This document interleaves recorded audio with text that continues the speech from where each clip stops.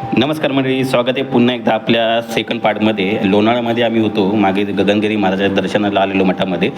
लोणावळा आल्यानंतर आम्ही पुढे चाललो आहोत महाडच्या वर्धविनायक गणपती दर्शनाला. तर आपण सुरुवात केलेली आहे खाली उतरायला. तर महाडच्या गणपतीचं आपण दर्शन घेणार आहोत. ही आपली मंडळी आहे गाडीमध्ये. तर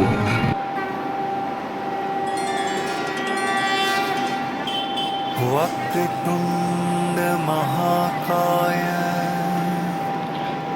सूर्यकोटि समप्रभ निर्विघ्नं. महाडचा गणपती म्हणजे श्री वर्धविनायक गणपती हा महाराष्ट्रातील अष्टविनायकपैकी चौथा गणपती आहे आणि महाडगाव खालापूर तालुका रायगड जिल्ह्यात आहे. महाड वर्धविनायक गणपतीबद्दल आपण आता सविस्तर माहिती घेऊया.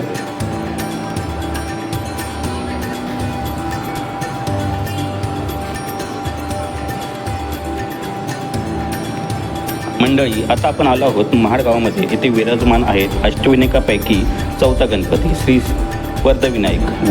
वर्ध म्हणजे वरदान देणारा, म्हणून या गणपतीला वर्धविनायक असे म्हटले जाते. भक्तांची मनोकामना पूर्ण होतात आणि संकटे दूर होतात अशी श्रद्धा आहे.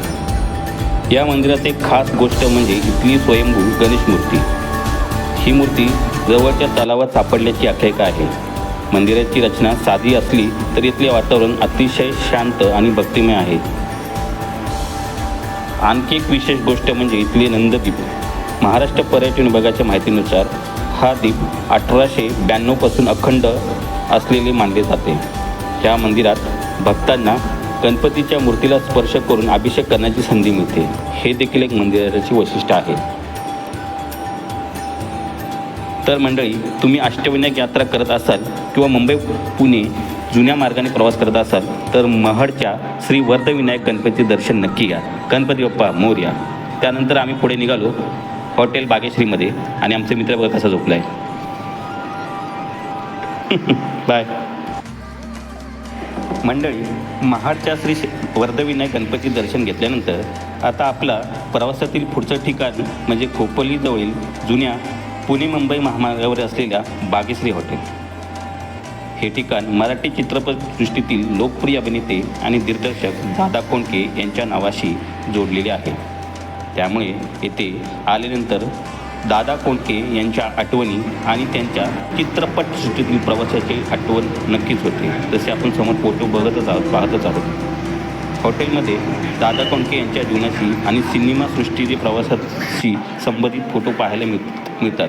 त्यामुळे फक्त खाण्यापिण्याचे ठिकाण न राहता त्यांच्या चाहत्यांसाठी एक आठवणीचे ठिकाण वाटत आहे. पुढे आम्ही मेन्यू डिसाईड केला.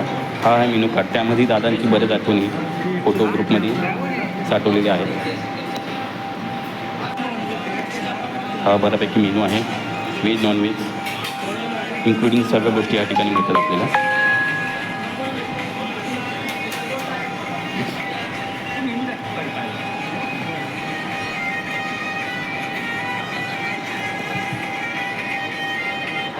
पहिली आम्ही स्टार्टर ऑर्डर मागवली लसुणी पापड.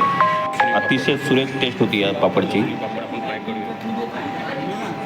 बहुतेक यांचा हा फेमस असेल यातला हॉटेल बागेश्रीमधला. तो सगळ्यांना संपवल्यानंतर मेन कोर्सवर गेलो. आम्ही मिक्स व्हेज पनीर टिक्का मसाला मागवला. त्यानंतर प्रत्येकाला एक नान मागवलं. त्यानंतर जिरा राईस आणि डाळ तडका. वरती ताव मारला.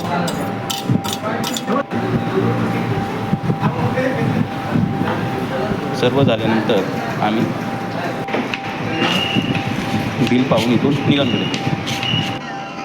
तर मंडळी, आजच्या ब्लॉगमध्ये आपण गगनगिरी महाराज आश्रमापासून सुरुवात केली. त्यानंतर महाडच्या श्री वर्धविनायक गणपती दर्शन घेतले आणि शेवटी दादा कोंडके यांच्या आठवणीतील जोडलेल्या बागेश्री हॉटेलला भेट दिली. आजचा हा प्रवास आणि हा ब्लॉग तुम्हाला आवडला असेल तर व्हिडिओला लाईक करा, शेअर करा, सबस्क्राईब करा, चॅनलला सबस्क्राईब करा. चला बाय बाय, टाटा. पुढच्या व्हिडिओमध्ये